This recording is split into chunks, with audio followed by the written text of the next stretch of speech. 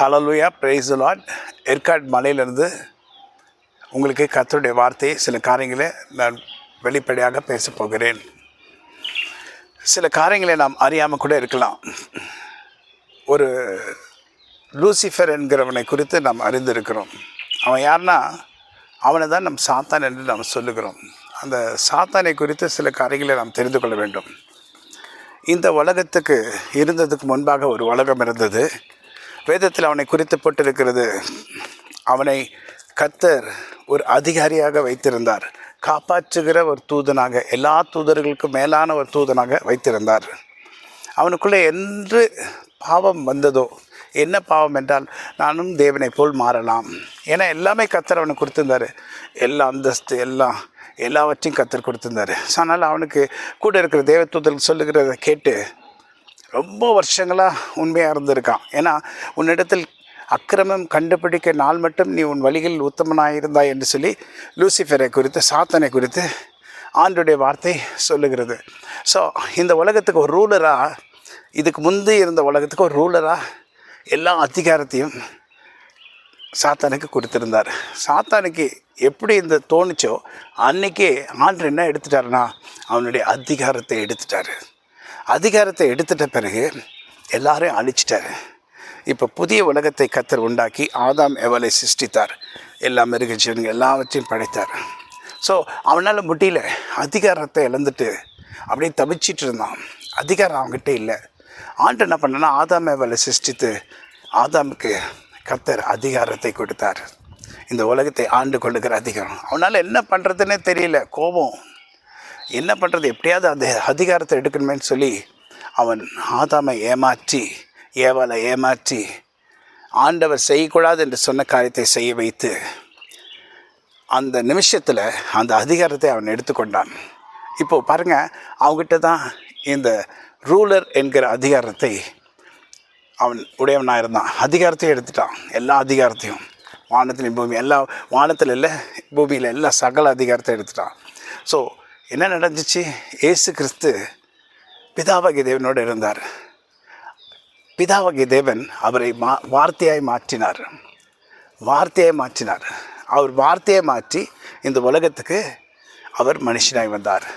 வார்த்தையாய் மாறி மனுஷனாய் வந்து எதற்காக வந்தார்னா, முக்கியமாக சாத்தான் பிடுங்கி வைத்திருக்கிற அதிகாரத்தை மறுபடியும் எடுக்க வேண்டும். என்ன அதிகாரம் வச்சுன்னா, மரணத்துக்கும் அதிகாரமாயிட்டான். அவன் தான் அதிபதி ஆகிட்டான் எல்லாவற்றுக்கும். ஸோ அப்படிப்பட்ட அதிகாரத்தை அவன் இடத்துல பிடுங்கி மனுஷர்களை விடுவிக்கணும் என்று சொல்லி இயேசு கிறிஸ்து இந்த உலகத்தில் வார்த்தை என்கிற ரூபத்திலே மாம்சமாகி, அந்த வார்த்தை மாம்சமாகி இந்த உலகத்துக்கு வந்தார். அவர் ஆவியாய் வந்தார், வார்த்தையாய் வந்தார். ஆமென். ஸோ அவர் மூலமாக அவர் தன்னுடைய ஜீவனை கொடுத்து என்ன பண்ணால், யாருமே ஜீவனை கொடுக்க மாட்டாங்க. ஆனால் இவர் என்ன பண்ணால், தன்னுடைய ஜீவனை கொடுத்து நம்மை விடுவித்திருக்கிறார். ஹல்லேலூயா. எவ்வளோ ஒரு பெரிய பாக்கியம் பாருங்கள்.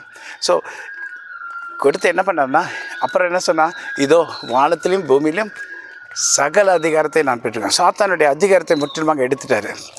தம்முடைய மரணத்தினாலே அவர் மரித்த பிறகு தான் என்னாச்சுன்னா, அந்த அதிகாரம் எல்லாம் இயேசு கிறிஸ்து கையில் வந்துருச்சு. ஸோ எல்லாத்தையும் எடுத்து, வானத்திலே பூமி அதிகாரத்தை எடுத்து, அந்த அதிகாரத்தை ஆண்டவர் எடுத்துட்டார். இயேசு கிறிஸ்து எடுத்து இப்போ சாத்தான் இடத்துல மறுபடியும் அதிகாரம் இல்லை.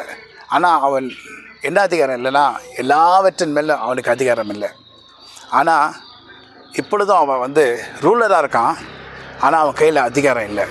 அதிகாரம் என்றால் ஒரு விதமான அபிஷேகத்தையும் சொல்லலாம். ஆனால் அவனிடத்தில் ஏற்கனவே அபிஷேகம் இருந்தது. அவன் ஆதாமுடைய அபிஷேகத்தை எடுக்க முடியல. ஆனால் ஆதாம் பெற்றிருந்த அபிஷேகத்தின் அதிகாரத்தை அவன் எடுத்துக்கொண்டான். ஸோ அந்த அதிகாரத்தை அவன் மறுபடியும் இழந்துட்டான். இப்போ இயேசு கிறிஸ்துக்கிட்ட தான் வானத்தின் பூமி அதிகாரம் இருந்திருக்கு. இன்றைக்கி சாத்தான் இடத்துல அதிகாரம் இல்லை. அவங்ககிட்ட வல்லமை மட்டும்தான் இருக்குது, பவர். ஆனால் அதிகாரமே இல்லை. இப்போ பாருங்கள், ஒரு பிரைம் மினிஸ்டர் ரூலர் ஆக்கிட்டு அந்த ரூலருக்கு எந்த அதிகாரமும் கிடையாது. நீ எதுவுமே செய்ய முடியாது, எதுவுமே சைன் பண்ண முடியாது, எதுவுமே பண்ண முடியாது. சொன்னால் எப்படி இருக்கும்? அதே போல் தான் அவன் இருக்கான். ஆனால் அவன் ஏமாத்துறான், எனக்கு எல்லாமே இருக்குது, அது இருக்குன்னு. அதெல்லாம் சாத்தான் பேச்சு கேட்காது. ஃபஸ்ட்டு சாத்தானுக்கு பயப்படாதீங்க. ஏன்னா ஏசு கிறிஸ்துவின் ரத்தம் ஜெயம் என்று சொன்னீங்கன்னாவே சாத்தான் அவங்க விட்டு ஓடி போயிடுவான். உண்மையாக சொல்லணும், மனசில் ஆழத்துலன்னு சொன்ன ஏசு கிறிஸ்துவின் ரத்தம் ஜெயம் சொன்னீங்கன்னா சாத்தான் அவங்கள விட்டு ஓடிடுவான்.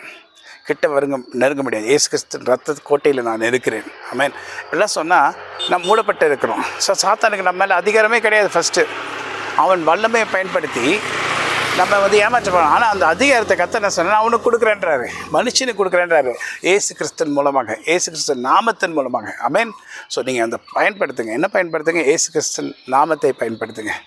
எப்பொழுதும் இயேசுவின் நாமம் என்று சொல்லாதீங்க. நிறைய பேர் இயேசுன்ற பேர் வச்சுருக்காங்க.